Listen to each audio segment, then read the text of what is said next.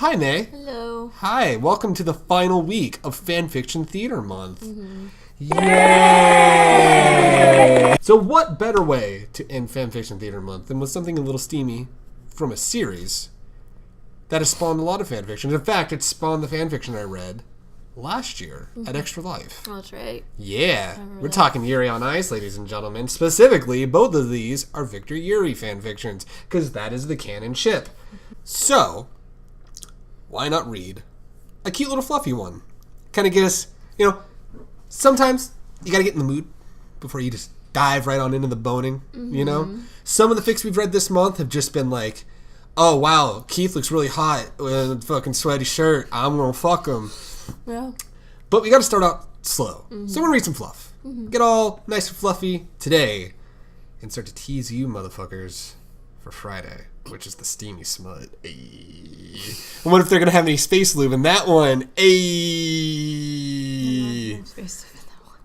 I'm glad they said space lube. I still can't get over that. It was so good. So May, how have you enjoyed Fanfiction Theater Month?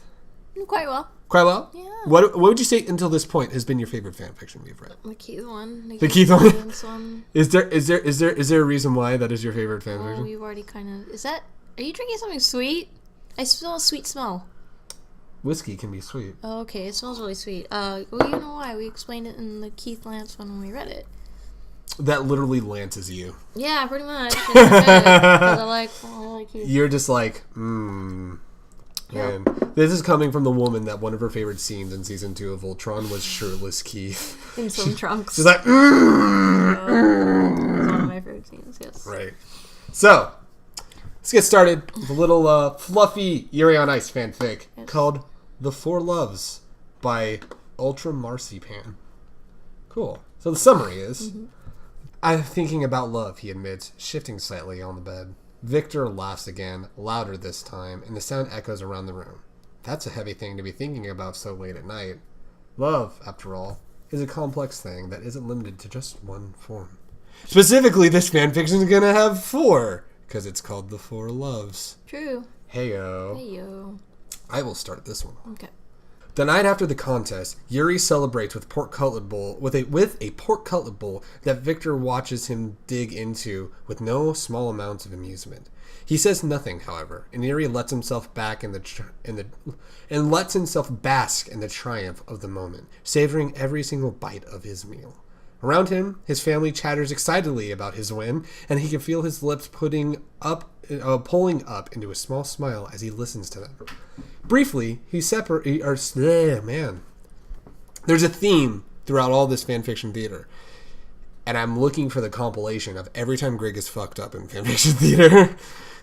You can just read smoothly. My brain puts in extra words, and I can't handle it.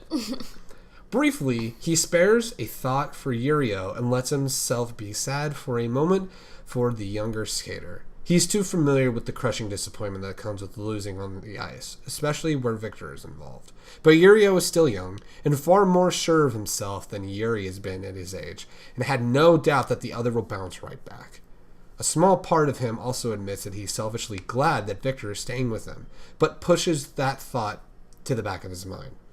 It's not in his nature to be spiteful and vindictive, though he won't deny how proud he is of his win, and how happy he is that Victor will continue coaching him. He catches Victor staring at him, and his face turns red. Nervously, he turns his attention back to his food and doesn't look up again until Victor has looked away. Yuri's only starting to learn all the quirks of his longtime idol, and he knows that a look like that means Victor is going to want to talk to him later. Sure enough, Yuri's sitting on the bed later that night where there's a knock at his door. Excuse me. There's a knock at his door. He knows who it is without asking and still does so out of his years of habit. Who's there? I'm not going to do the Russian accent for Victor. I'm just going to say, Victor, comes the response, and Yuri isn't surprised by that.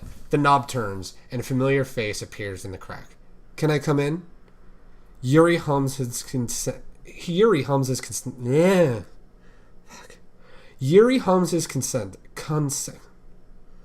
Consent. It's an easy word, Greg. God damn it. Yuri hums his consent, and Victor pushes the door fully open, stepping into the room. He only gets a few steps in before he's almost bowled over by an excitable ball of brown fur that launches itself at Yuri. Yuri lets out a shriek of laughter as Makkachin pins him to his bed, seemingly intent on licking him to death. Makkachin, Victor calls, and then says something in Russian that Yuri doesn't understand, but the poodle clearly does, so he obediently jumps down off the bed and settles in the corner of the room. Sorry about that, Victor says, pulling the door shut behind him. He moves to join Yuri on the bed, and automatically Yuri scoots over to give him room. He really likes you.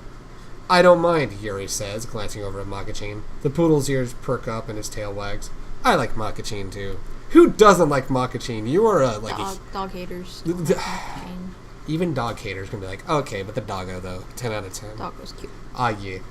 He gets a boof. A boof. Boof. He gets a boof of agreement from the dog and smiles. I would smile too, Yuri. It's okay. It's cute. Victor huffs a quiet laugh, and Yuri takes a moment to just stare at the man he admired for such a long time. Victor meets his stare with a steady gaze and bright eyes. Yuri ducks his head in embarrassment. Mercifully, it seems Victor's not in a teasing mood tonight because he lets it go without a single comment. You performed well today, he said instead, and Yuri's chest swells at the praise. Thank you, he says shyly. Victor tilts his head in consideration, studying the younger man carefully. There you go. What's on your mind? He asks abruptly, and Yuri blinks in confusion. You were thinking about something before I came in. It's a statement, not a question, and Yuri gave up days ago trying to figure out how Victor always seems to know what he's thinking and feeling before he does himself. He hesitates for a moment, uncertain if he actually wants to share with the other or not, but in the quiet of his room, staring into bright blue eyes that have yet to leave his face, Yuri's fear of being mocked dissipates into the air. I'm thinking about love, he admits, shifting slightly on the bed. Victor laughs again, louder this time, and the sound echoes around the room. That's a heavy thing to be thinking about so late at night, the older man says, but there's no trace of mockery in his tone. Yuri lets out a quiet laugh of his own. I guess so, he says, tucking his feet under him. Victor leans back on the bed, bringing his arms behind him to support his weight. And just what about love were you thinking of? The different kinds of love, Yuri says, before his brain has given his mouth permission to speak. Victor's eyebrows shoot up in surprise. Inspired by the program today? Yuri's never heard Victor sound so serious before, and he suspects that may be the reason that he answers the other's question. A little, he says in response. There are 4 kinds of love, even though we only had 2 in the program today. See. Philia, Eros, Storge, and Agape. Agape? Agape, yes. Agape, Victor confirms. And what about them?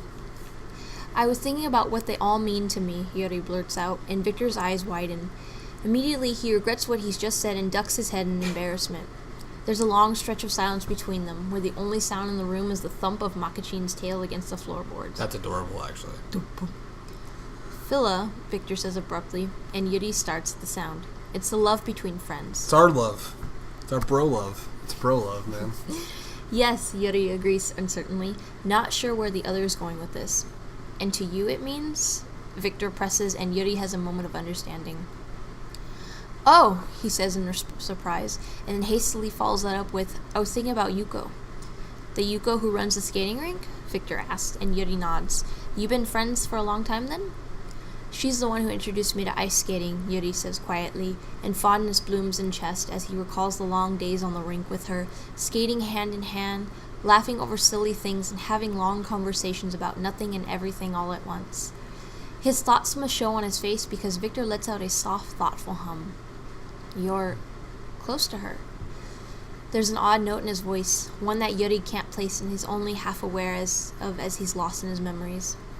She's probably my best friend, he says absent-mindedly, and he's so lost in thought that he doesn't catch the brief frown of flashes across Victor's face. Is it Storge? Storge? They'll correct us in the comments when I'm saying Storge. Storge is the love of family, he says suddenly, and Yuri blinks at the change in conversation. But I suppose I don't have to ask you what your thought about for that. Thoughts of his mother, so sweet and sturdy, of his father who's so cheerful, if not a bit blunt at times, and his sister, who supports him even in her own quiet way, rush to the forefront of his mind. No, Yuri agrees. I suppose you don't have to ask me about that one. Then I'll ask about agape, Victor says, leaning forward so that he can let his hands rest in his lap. Unconditional love, Yuri says, tilting his head thoughtfully. That one is hard. How do you mean? Well, Yuri says, folding his own hands neatly in his lap as well, with the three other loves, there's a focal point. Family, friends, an object of lust. Victor murmurs in agreement, and Yuri continues his explanation. It's easy to conceptualize them because we can associate them with specific people or objects. We make the abstract concrete, and that's how we define that love. But with agape, there's no specific focal point, Victor finishes, and Yuri nods. Right, he says. It's a much broader spectrum, but which makes it more difficult to think about and pin down. On top of that, it's hard to sell as an act because of the vagueness. People understand about love between family and friends, or they understand sexual desire, but a pure love like agape is almost impossible to put into words, and it's hard to put into motion. Sorry, that gas bubble's still there. Again, that'll be cut out. He hesitates for a brief moment before deciding to add the next bit. I think that between the two pieces you gave us, that one's harder to skate to. I'm not sure I could have done as well as Yuri did, Yuri admits, and Victor offers him a smile. The reason I gave that piece to Yuri is because of what you just said. Victor said, by the way of explanation, the fact that you realize that alone is evidence that you have a much better grasp on it than he does right now. So the only reason I got Eros is because you wanted him to understand agape? Yuri questions, trying at best not to be disappointed by this thought. No, Victor says. He needs to understand agape, you need to understand Eros. You both already understood the other before I gave you your pieces. I understood what romantic love was, Yuri protests, and Victor gave him a look. In theory, anyhow, he concedes in a mumble. Do you understand? Do you relate to that? You understand romantic love in the theory? Yeah. In theory. Theory is one thing, practice is another, Victor points out, and Yuri doesn't have an argument for this one. It's silent again for a long while between the two of them, until Yuri can't bear it anymore. And how do I understand it in practice now? He blurts out, and Victor turns to face him properly. It strikes Yuri in that moment that he's alone in his room with a man he's idolized for years, wearing nothing but a pair of old pajamas, barely a foot away from the man. His heart pounds against his ribcage, and it takes all of his willpower not to scoot back on the bed and create an invisible barrier between the two of them. You tell me, Victor counters, and Yuri focuses on him instead of his heart, which is currently trying to escape from his chest. Is Eros just a portcullis to you? No, Yuri whispers. Then what is it? Now, Yuri had no idea if he had been mocked or not, but he does know that Victor already knows the answer to this question he's just asked. It's evident in their gleams, it's evident in them gleam in his eyes. I think it's in the gleam in his eyes. And the predatory smirk on his stupid, beautiful face. Later, Yuri will swear that he doesn't know what came over him in that moment. Maybe he was still high off of winning the competition that day. Maybe it's because he had been afraid and would never get another opportunity like that in the world ever again. Or maybe it was just because he was so tired of being underestimated by everyone, and he's going to prove then and there to himself and Victor he wasn't afraid of being himself. What he does know is that, instead of answering the question with words, he launches himself forward instead, pinning Victor the same way that Makkachin had pinned him a bit ago. Victor lets himself be pinned, lying complacently beneath Yuri, looking totally at ease, with not a care in the world. That's a very forward answer, Yuri, he says. And Yuri's torn between throttling the other and kissing him on his dumb, perfect mouth.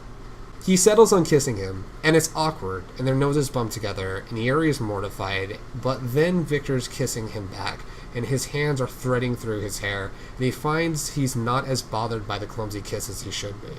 They break apart when the air becomes a necessity, and Yuri moves forward so Victor can sit back up properly. There must be just a small bit of daring left in him after his bold move, because the next thing out of his mouth is a very cheeky question of, does that answer your question? I believe it does, Victor says in response. And then he leans forward, kissing Yuri again, and all of a sudden conversation falls by the wayside. Heyo, you take care of the last of this fic. I didn't know you had it in you to be so daring, Victor murmurs into Yuri's ear hours later, while they're lying curled up next to each other. I didn't either, Yuri mumbles back, pressing closer to Victor. Maybe this is a sign I should push you more in your training. The other man ponders out loud, and Yuri lets out a tiny groan. I don't know how much daring my heart can handle. He burrows deeper into the pillows. More than you think you're capable of, Victor says confidently, and Yuri flushes at the praise. He can sense Victor's smug smirk behind him and twists around to kiss him, if only to shut him up. It's proving a remarkably effective method of getting the other to behave, as Yuri's found in the past hour or so. Sure enough, when he pulls back just slightly, Victor's eyes are sparkling and he looks a bit dazed. Yuri's content to tuck his head under Victor's chin as the other wraps his arms more securely around the younger man. He's almost asleep when... So does this mean you were thinking of me when you were skating earlier today? Comes the sly question, and Yuri prepares himself for another round of kissing, if only to keep Victor quiet. Victor, don't call me out on my shit. Please don't. Please don't. So there you go. That was another fan fiction. That was a cute little fan fiction. Very fluffy. That's super fluffy. It was very interesting. They tied the whole... I understand when they say the 4 types of love now, because they're actually talking about things that are in the show. Mm-hmm. I get it now. I don't know. So, that was good fan fiction. Nice little fluff to get you prepared for the hot, steaming sensation that's going to hit you on Friday. So, till then, y'all take care. Thank you guys for listening. Thank you guys for watching. And we will catch you guys Friday for the last episode of Fanfiction Theater Month. So until then, catch you guys later.